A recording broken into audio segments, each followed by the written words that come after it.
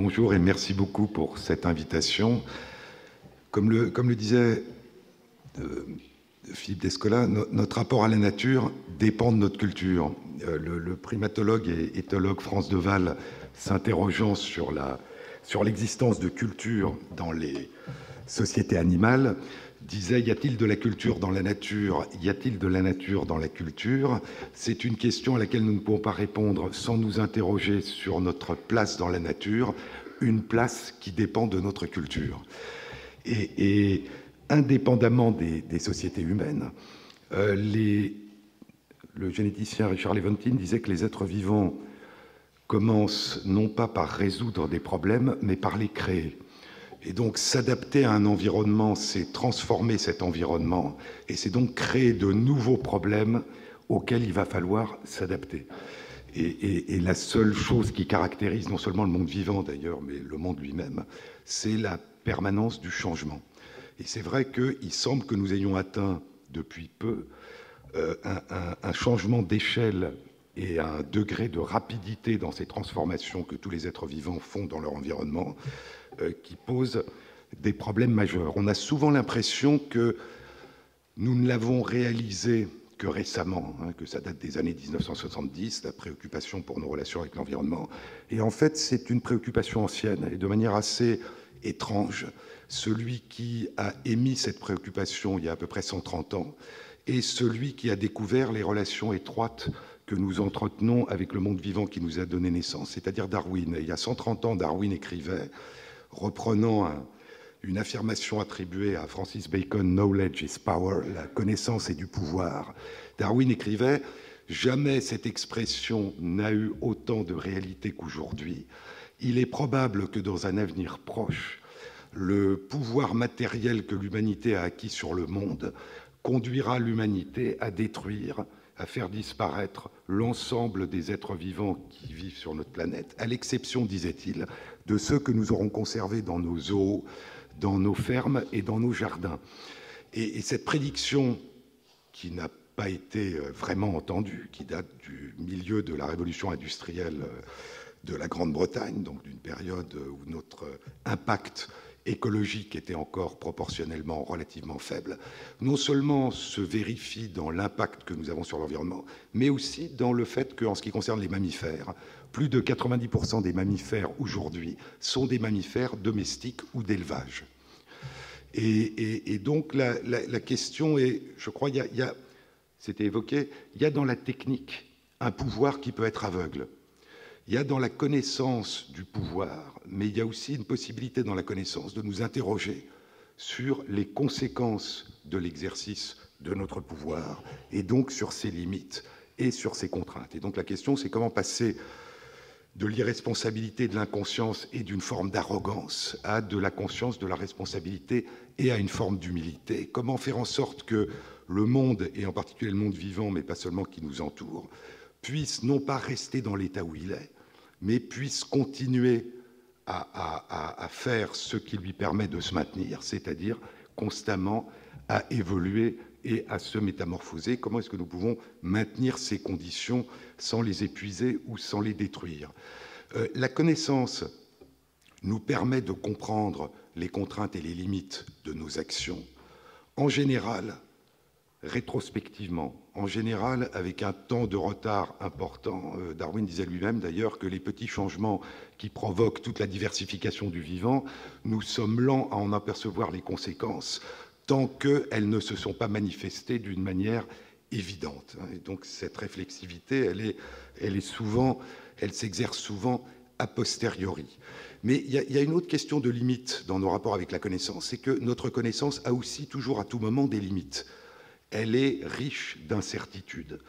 Le physicien David Gross disait que la science efface l'ignorance d'hier et nous révèle l'ignorance d'aujourd'hui. Et donc nous connaissons énormément de choses. Et d'un autre côté, notre savoir est très récent. Ça ne fait que 150 ans que nous savons que le monde vivant évolue. Ça ne fait que 90 ans que nous savons que l'univers évolue. Ça ne fait qu'une cinquantaine d'années que nous savons que les tremblements de terre et les tsunamis sont dus au mouvement continuel des plaques tectoniques.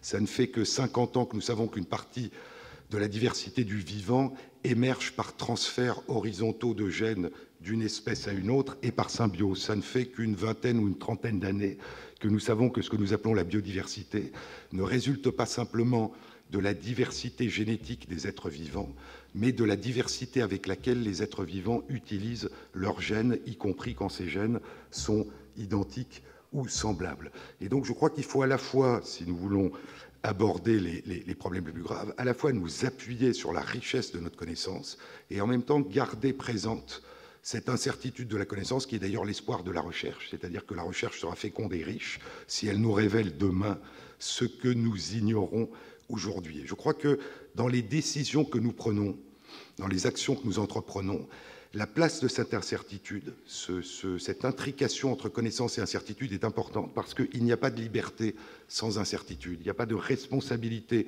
sans incertitude. Et donc cette forme d'incertitude est au cœur de notre liberté et de notre responsabilité. Nous avons aussi un problème de relation avec le temps.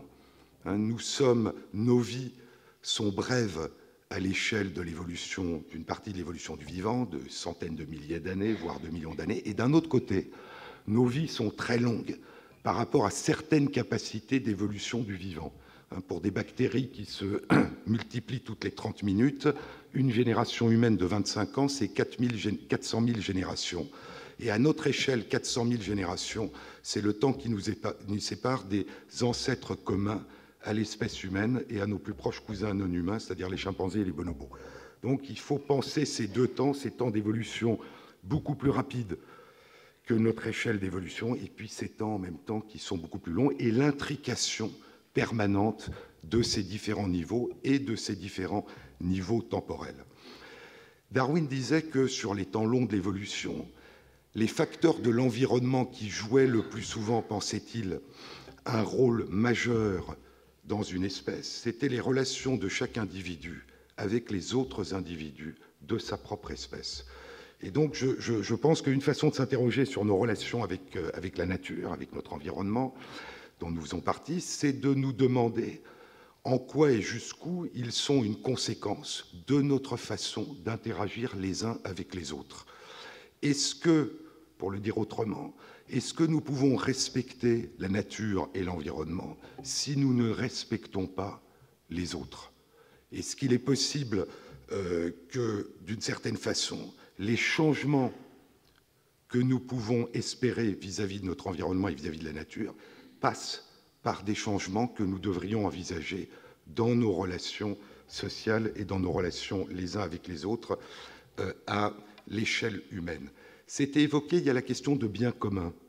Et la question de bien commun, c'est-à-dire intéressant que Adam Smith, le père de l'économie libérale, dans La richesse des nations, qui proposait la force et la fécondité du marché, au XVIIIe siècle, posait le fait qu'il y avait des biens communs qui ne pouvaient pas être propriétés parce qu'au fond, ils dépendaient de tout le monde et que c'était donc, disait-il, le souverain et le Parlement qui devaient s'occuper de faire en sorte que ces biens communs puissent être disponibles à tous. Et donc, il y a cette notion des biens communs. Comment est-ce que nous les voyons ? Est-ce que ce sont des biens qui n'appartiennent à personne parce qu'ils appartiennent à tout le monde et que, d'une certaine façon, ils sont trop importants pour chacun de nous pour qu'ils appartiennent à l'un d'entre nous? Et donc, comme le disait Philippe Descola, nous en sommes tous responsables, mais aucun d'entre nous n'en est propriétaire. Et donc, il y a sans doute, si nous voulons changer nos relations avec, encore une fois, avec l'environnement et la nature, est-ce que dans un monde de compétition, d'exploitation, d'appropriation de toutes les ressources, c'est quelque chose qui est pensable? Ou est-ce qu'il faut changer notre façon et que si nous voulons accompagner la nature, la respecter, avoir une position d'humilité, est-ce que ça ne passe pas par un accompagnement, un respect et une position d'humilité vis-à-vis de ceux pour qui la nature est quelque chose d'indispensable, c'est-à-dire pour chacun de nous? L'idée, ça a été dit, que la croissance, s'adapter, évoluer, c'est changer. Ça n'est pas forcément croître, ça n'est pas forcément augmenter. Nous avons peur du changement, paradoxalement, mais nous avons une appétence de croissance.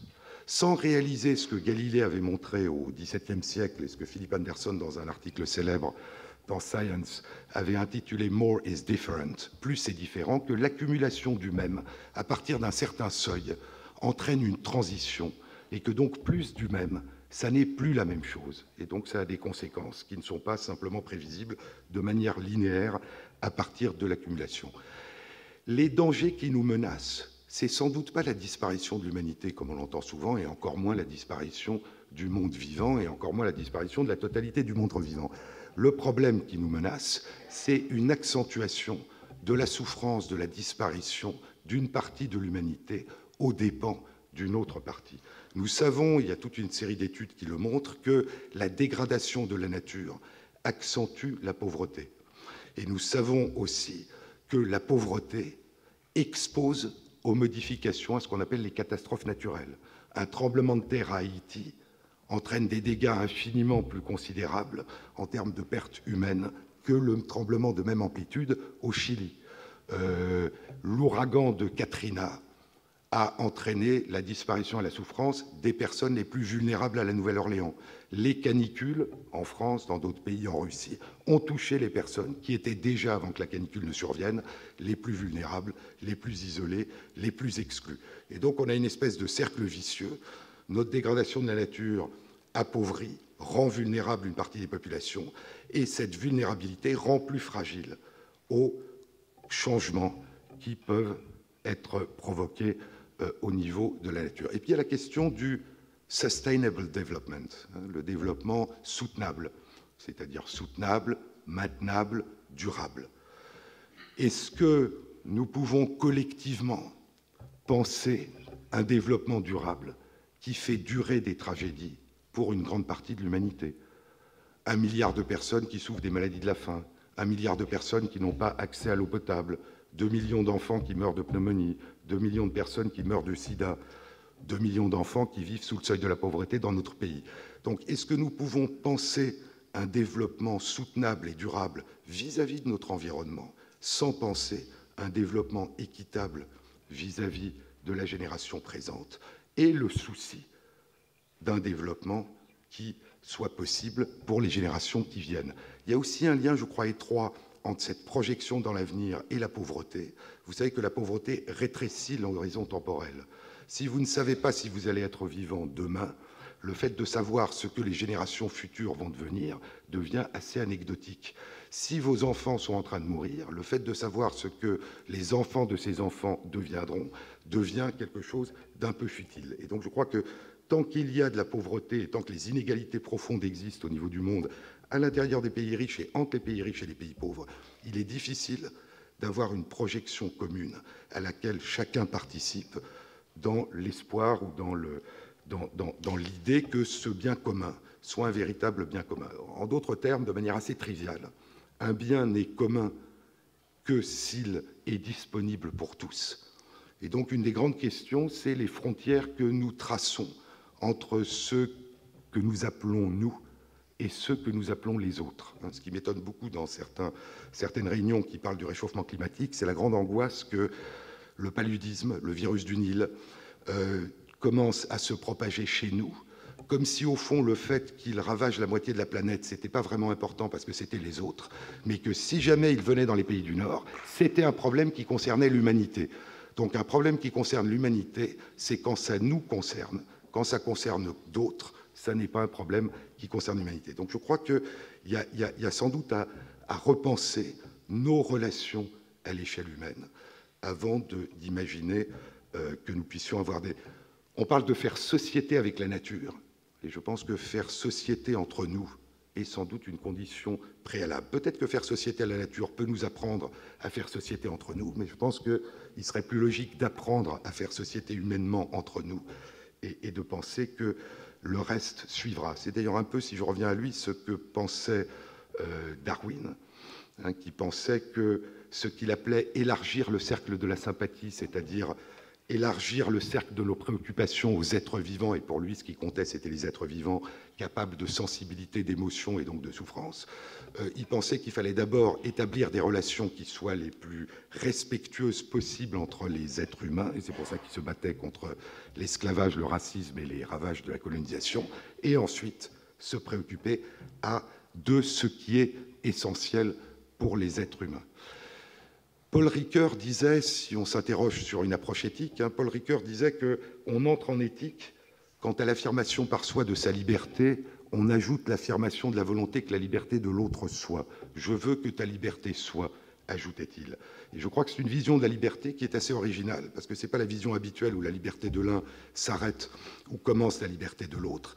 C'est une vision de la liberté qui inscrit la liberté dans la solidarité. Vous savez que souvent, on a tendance à opposer liberté et solidarité, comme si la solidarité étouffait la liberté et que la liberté empêchait la solidarité. Cette vision de Ricoeur, c'est que la liberté, c'est quelque chose qui ne se conçoit que dans des relations intersubjectives, et donc qui n'est pas préfiguré et qui se construit collectivement. C'est un des paris, si on peut essayer de tirer de la démarche éthique biomédicale depuis 70 ans quelque chose qui pourrait nous renseigner sur une éventuelle projection sur nos relations avec l'environnement. Il n'y a rien sans doute de plus précieux que la santé et le bien-être. Et si nous pensons que la nature est essentielle à notre santé et à notre bien-être, peut-être que nous pouvons réfléchir à ce que, à tort ou à raison, on a mis en place depuis 70 ans en ce qui concerne l'éthique biomédicale. Deux points peut-être qui renvoient à ce que disait Ricoeur. La première, c'est la notion de choix libre et informé, qui est une notion importante. C'est une notion dans laquelle la connaissance est mise au service de la liberté de choix de chacun. Ça n'est pas la personne qui est mise au service de la connaissance qu'on a acquis sur elle et sur le reste. Donc il y a cette idée, au fond, que la connaissance est une condition nécessaire, mais non suffisante, à la construction d'un avenir humain. Si on la transpose cette fois, non pas d'un point de vue individuel, personne par personne, mais un point de vue un peu plus collectif, ce qui a été créé, ce sont des instances éthiques, avec une originalité peut-être. L'idée que l'expertise, la connaissance, la recherche est nécessaire et indispensable à l'élaboration d'une réflexion sur la manière dont il convient d'utiliser cette connaissance dans le plus grand respect de la personne, mais que cette connaissance, cette expertise est insuffisante. Et donc aujourd'hui, un comité d'éthique qui se préoccupe de santé, de recherche biomédicale ou de médecine, et qui ne comprendrait que des médecins et des biologistes, serait au niveau international considéré comme illégitime. La connaissance est nécessaire, mais la réflexion sur la manière dont il convient au mieux de respecter chacun d'entre nous demande de dépasser cette expertise. Et donc je crois que ce que nous dit, en tout cas la démarche éthique biomédicale, ce que dit la vision qu'a Ricoeur de cette liberté individuelle qui se tresse dans une forme de liberté collective, c'est une forme de discours sur la démocratie, une démocratie vivante, ce que Amartya Sen appelle un débat raisonné, un échange, où les meilleures réponses possibles émergent de la participation de chacun, et au fond, l'intelligence collective. Vous parliez d'imagination. Au fond, l'intelligence collective, c'est l'intelligence croisée de tous ceux qui ont en tête non seulement la connaissance, mais les enjeux, le souci des autres et le souci de l'avenir. Je pense que ça nous demande aussi, et quand je parlais de cette réflexivité, je suis toujours très frappé, notre système de santé, mais ça n'est pas vrai que de la France, est un système qui est essentiellement axé de manière étrange. Vous savez que la Constitution garantit le droit à chacun de la préservation de la santé. Or, notre système de santé est construit sur la réparation des maladies et des dégâts. Plus de 95% de notre budget de santé est dévolu à la réparation, moins de 5% à la prévention. Et donc, nous nous retrouvons vis-à-vis de l'environnement et de la nature un peu dans cette même situation. Nous nous demandons comment réparer. Mais en fait, à long terme, ce qui est important, indépendamment des réparations à court terme qui sont indispensables, c'est comment prévenir, comment coexister, comment accompagner. Et donc, c'est une projection de prévention. Il y a une nécessité de régulation. Je pense que le piège de la planification, quand on veut trop bien planifier, c'est que ça emprisonne ou stérilise l'avenir. Et le piège du laisser-faire, c'est que ça nous exclut de l'avenir. Et donc la réponse, c'est la régulation, le débat raisonné, le débat démocratique, la réflexion collective et la régulation. Et un certain nombre de droits. Là encore, je pense que nous avons une réflexion à faire si nous envisageons de donner des droits qui concernent nos relations avec la nature, voire à certains éléments par extension de la nature, à certaines composantes. C'est que nous avons tendance à proclamer solennellement des droits sans nous préoccuper de ce qu'Amartya Sen appelle l'accès aux droits, c'est-à-dire le fait de les faire rentrer dans les réalités. Quelques exemples, mais typiques. L'égalité de salaire des femmes et des hommes est inscrite depuis longtemps dans la loi, mais a du mal à passer dans la réalité. La scolarisation des enfants handicapés est inscrite depuis un certain temps dans la loi, a du mal à passer dans la réalité. L'accès aux soins palliatifs en fin de vie est inscrit depuis 1999 dans la loi, mais d'après la commission Sicard, 98% des personnes dans notre pays qui en auraient besoin n'y ont pas accès. Et je pourrais continuer. Vous savez qu'il y a un droit au logement qui est un droit inscrit dans la loi, mais qui malheureusement ne donne pas forcément d'habitation à ceux qui n'en ont pas. Donc je crois que si nous voulons réfléchir au droit et à la manière dont la régulation s'inscrit dans nos rapports avec la nature, il faudrait déjà réfléchir à la manière dont nous inscrivons dans la réalité les droits qui concernent nos relations les uns avec les autres. Et donc je pense que l'homme peut-il s'adapter à lui-même? Moi je crois que la question c'est pouvons-nous collectivement nous adapter à nous-mêmes à l'échelle de l'humanité? Et si nous nous adaptons dans le respect de chacun, peut-être que nous pouvons étendre cette adaptation à une adaptation respectueuse vis-à-vis de l'environnement et de la nature qui nous est nécessaire pour vivre. Je pense que le pire est toujours possible, mais jamais certain. François Jacob disait que c'est l'espoir qui donne son sens à la vie, et avant lui, Martin Buber disait que la seule chose qui puisse être fatale à l'humanité, c'est de croire à la fatalité. Merci.